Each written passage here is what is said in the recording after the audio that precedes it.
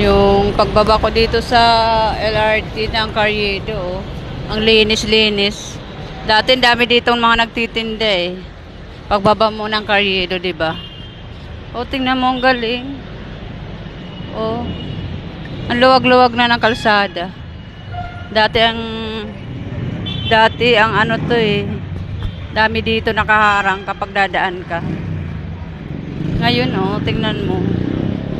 Ang ganda na ng kalsada, maluwag. Wala na masyadong mga nakaharang. Maraming nakaharang dito pag dadaan ka dito sa kalsada. Ayan oh.